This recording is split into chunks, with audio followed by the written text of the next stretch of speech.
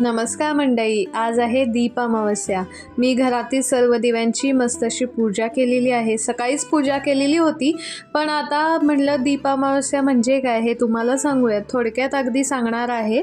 आषाढ महिन्याच्या शेवटच्या दिवशी म्हणजेच अमावस्येला आषाढी अमावस्या किंवा दीप अमावस्या असं म्हणतात।